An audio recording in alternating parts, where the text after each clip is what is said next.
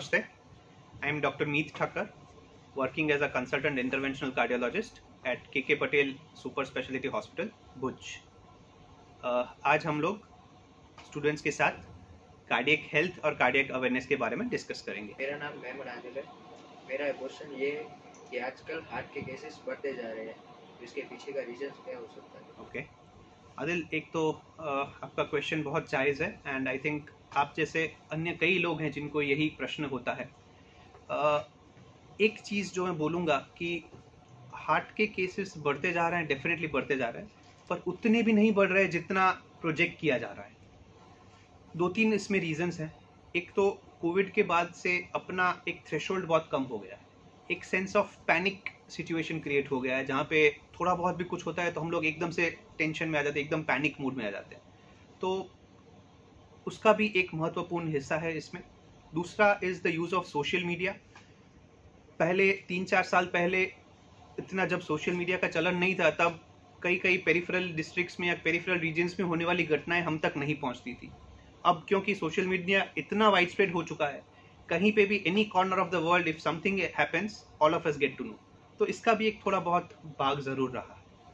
But in दोनों के अलावा पिछले 1-2 दायकों की बात करें तो definitely cardiac diseases have increased and उसके बहुत सारे रीजंस हैं। बट मोस्ट इम्पॉर्टेंटली जो लाइफस्टाइल चेंजेस आए हैं, like lack of physical activity, dietary changes और यंग एज में जो स्ट्रेस लेवल का जो इतना बढ़ना हो रहा है, तो ये 3 बहुत ही इम्पोर्टेंट रीजंस हैं जिसकी वजह से कार्डियक डिजीजेस बढ़ रहे हैं।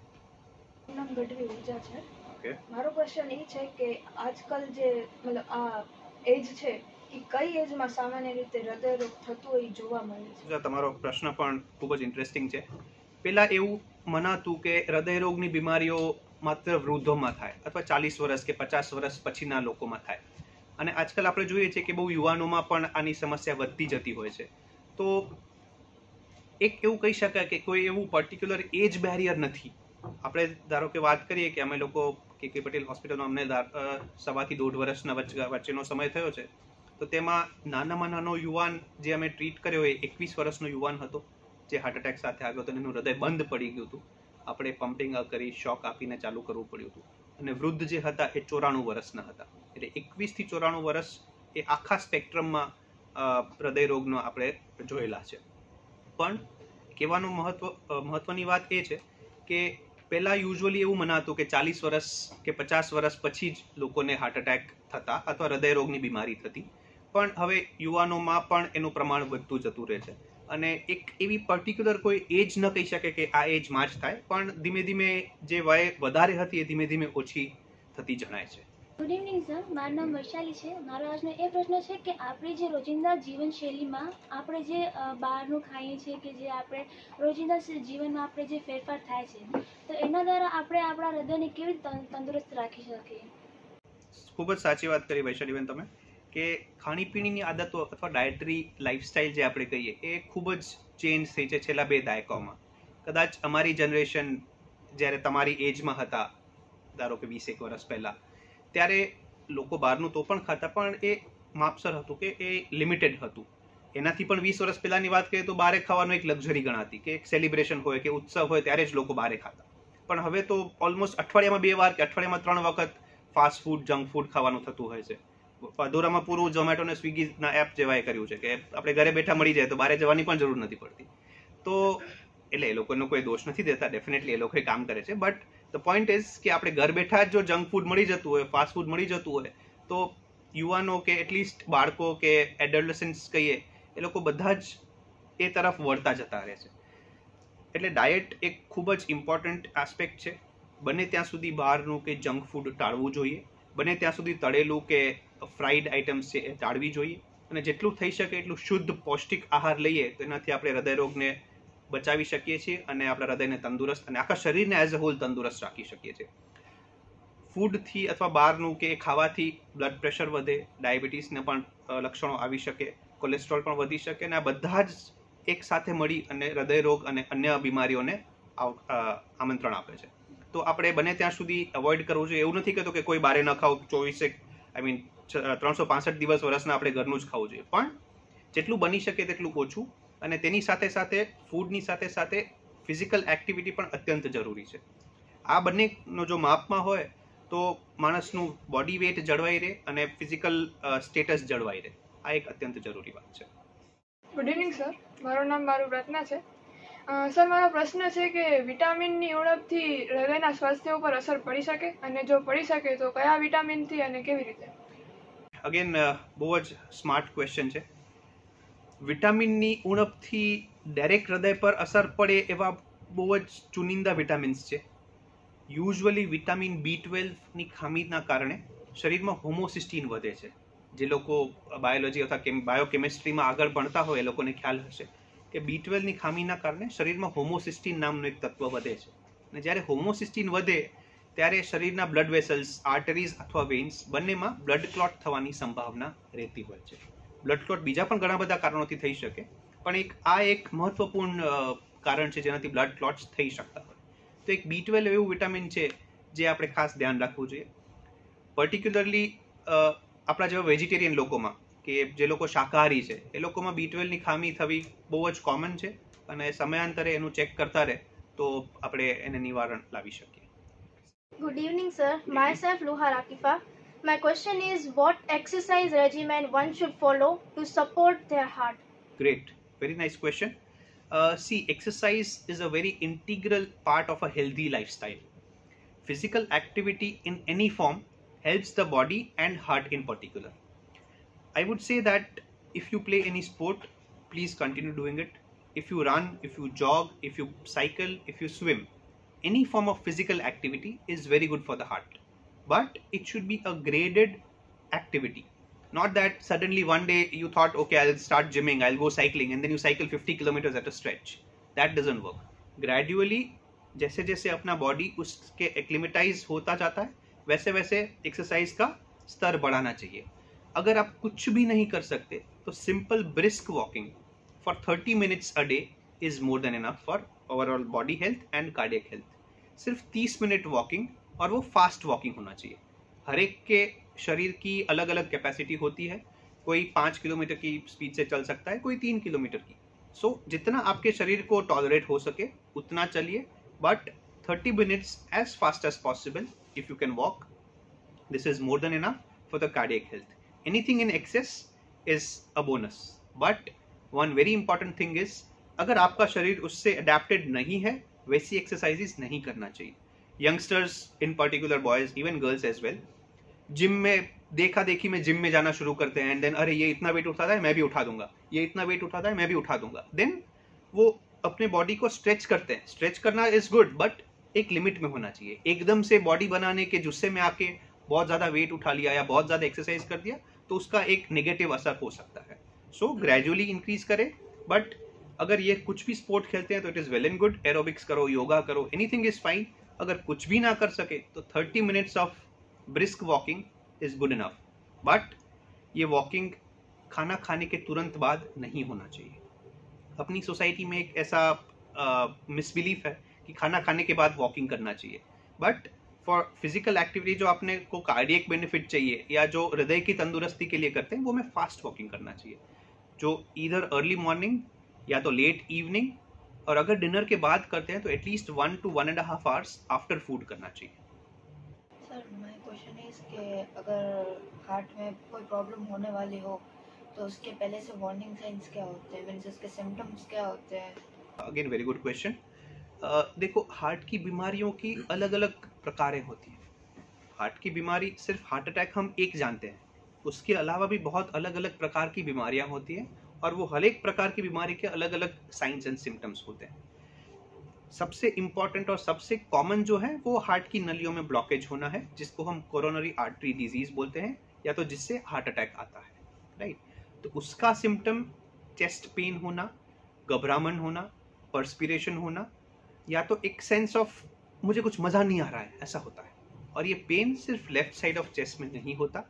ये पेन जड़ों से लेकर अम्बिलिकस तक कहीं पे भी हो सकता है. Angle of mouth to umbilicus, anywhere it can occur, including the shoulder, left shoulder, right shoulder, left arm, right arm, anywhere from the angle of mouth or of the angle of mandible to the umbilicus. कई लोगों को epigastric region में यहाँ पे pen होता है तो वो लोग गैस एसिडिटी समझ के उसको इग्नोर करते हैं।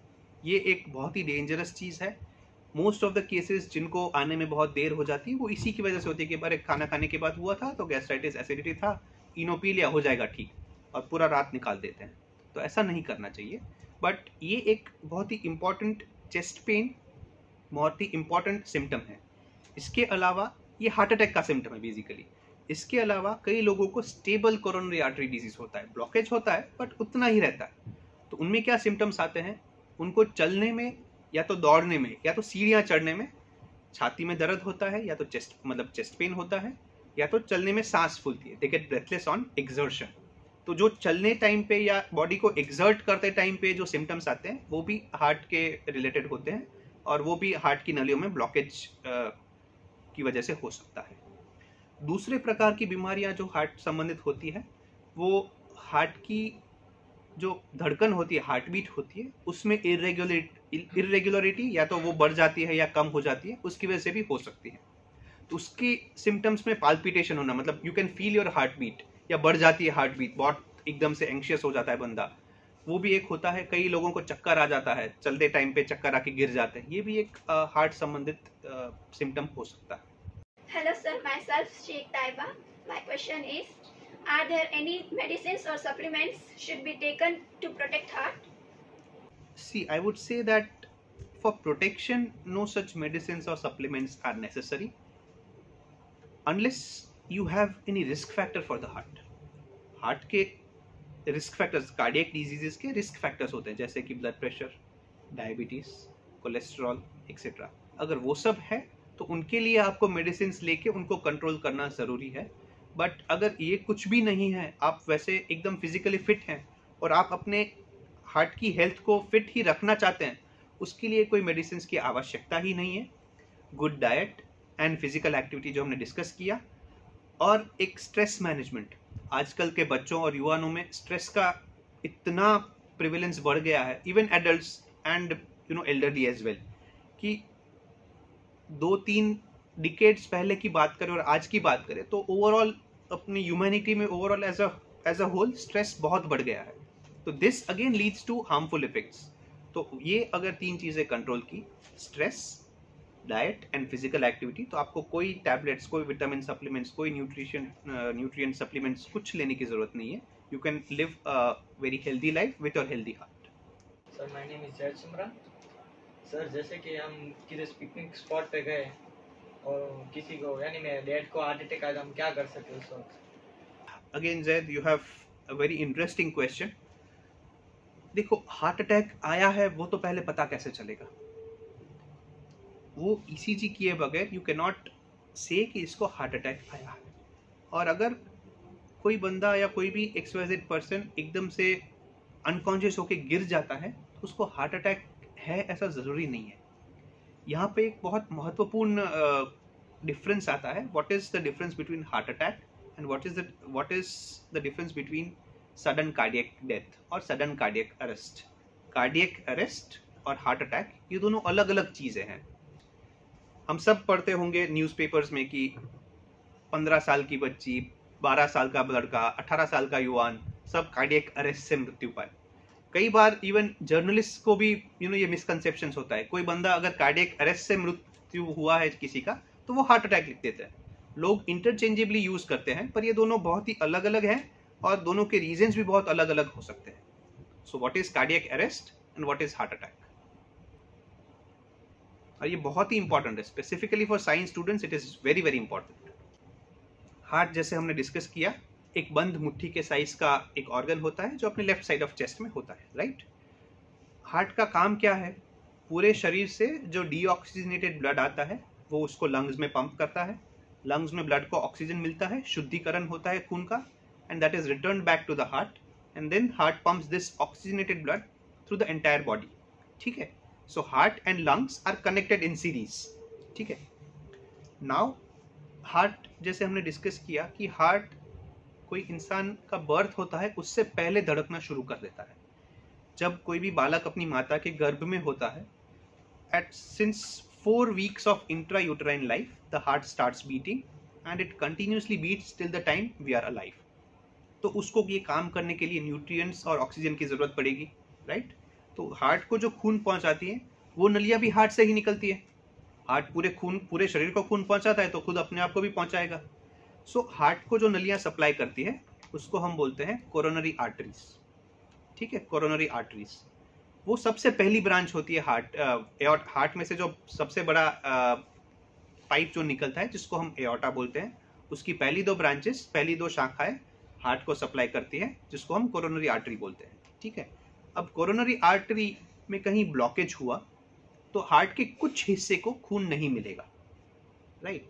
जो हम ब्लॉकेज आपने सुना होगा, एवरीवेयर ब्लॉकेज हुआ, राइट। सो अगर ये हार्ट को जो खून पहुंचाने वाली नलियों में ब्लॉकेज हुआ तो हार्ट के उस हिस्से को खून नहीं पहुंचेगा, बट उसके अलावा बाकी सब हिस्सों में तो खून पहुंच सकता है, क्योंकि 3 नलियां होती हैं एज सच, और उसकी भी शाखाएं होती है। तो किस जगह पे ब्लॉकेज है उस पर निर्भर करता है हार्ट के कितने हिस्से को खून नहीं मिल रहा है और कितने हिस्से को खून मिल रहा है। जो भी हिस्से को खून नहीं मिल रहा है वो हिस्सा काम नहीं कर पाएगा, ठीक है। एक खेत में अगर पानी नहीं जा रहा है तो क्या होगा, पेड़ सूख जाएंगे, राइट। पर अगर आपने पानी फिर से रिस्टोर कर दिया, से फॉर एग्जाम्पल एक आपके घर में एक पौधा है, 4 दिन 5 दिन तक आप कहीं बाहर गए थे तो उसको पानी नहीं मिला, तो क्या होता है, आप अगर वापस आके देखते हैं तो क्या होता है, सूखना शुरू हो जाता है, राइट। कई बार कई पत्ते जड़ जाते हैं, बट अगर आपने टाइमली फिर से पानी दे दिया तो फिर से उग जाएगा। पर से फॉर एग्जाम्पल आप 6 महीने तक बाहर चले गए और फिर आने के बाद आप चाहे कितना भी पानी दो, कुछ फर्क पड़ेगा, कुछ फर्क नहीं पड़ेगा। एक बार वो जड़ गया, वंस इट इज डेड, जिसको हम निक्रोसिस बोलते हैं, ठीक है, साइंटिफिक लैंग्वेज में निक्रोसिस बोलते हैं, वो सेल्स का मर जाना। If the cells are dead totally, they are not going to regrow, but if this is the concept of golden period. जब तक उसमें जान है तब तक अगर आपने ब्लड फ्लो रिस्टोर कर दिया तो वापस ग्रो हो सकते हैं, पर अगर आपने लेट कर दिया और पेड़ पूरा सूख गया है, फिर आप उसको चाहे कितना भी पानी पिलाओ वो वापस नहीं आने वाला, ठीक है। तो इससे जहाँ पे ब्लॉकेज होता है उससे हार्ट अटैक आता है, उसमें जिसमें हार्ट का कुछ हिस्सा जहाँ पे खून नहीं पहुँच रहा है वो काम नहीं करता, ठीक है। अगर वो नली के शुरुआत में ही ब्लॉकेज हुआ तो एक बड़ा सा हिस्सा होगा जो काम नहीं करता है। बट कार्डियक अरेस्ट क्या है, जो हमने अभी डिस्कस किया कि हार्ट का फंक्शन क्या है, राइट। किसी भी कारण से हार्ट पूरा अपना फंक्शन ही ना कर पाए, सडनली हार्ट का फंक्शन होना बंद हो जाए, पंप ही ना करे ब्लड, तो इंसान तुरंत मर सकता है। And this is cardiac arrest और सडन कार्डियक डेथ। जरूरी नहीं है कि हार्ट अटैक से बंदा तुरंत मर जाएगा, राइट। मैसिव हार्ट अटैक आया, नली की बहुत शुरुआती भाग में ब्लॉकेज हुआ है, तो हो सकता है कि थोड़े कुछ मिनट या घंटे बाद मृत्यु हो सकती है।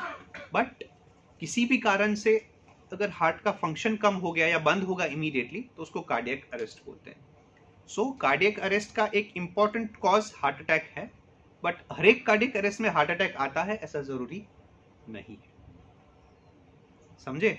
सो cardiac arrest is a bigger thing, जिसका एक मेजर रीजन हार्ट अटैक है, बट हार्ट अटैक के अलावा भी और बहुत सारे रीजंस हो सकते हैं जिनकी वजह से कार्डियक अरेस्ट हो सकता है, समझ गए। और कार्डियक अरेस्ट में सीपीआर का रोल आता है। आप I think you are pointing towards CPR, right.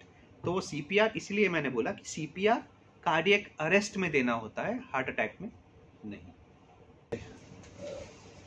Thank you, sir. You have given a lot of time to our students and solved all the questions. Very satisfactory. Thank you. वैसे अगर देखा जाए तो मैं ऐसा मानता हूँ कि 3 दिमाग हैं हमारे, ठीक है। एक जो ब्रेन है वो, एक हार्ट और एक गट, ठीक है। और जैसे भी सर ने बोला कि तीसरे या चौथे वीक के आसपास एक हार्ट का ओरिजिनेशन होता है एक वॉर्म के अंदर, ठीक है। कैसे होता है आज तक I think sir it's a mystery. और उस टाइम पे ब्रेन भी नहीं होता और हार्ट भी नहीं होता, और फिर भी हार्ट की एक स्पार्क, सर ने जो बोला पीक्यू का एक कंडक्शन, एक वहां से देखने को हमको मिलता है और वहां से डेवलपमेंट स्टार्ट होता है। So what we can say that we have to keep healthy each and every part of the body to keep our self healthy and fit. और इसके लिए हमको क्या करना है, तो बोला व्यस्त रहो, मस्त रहो।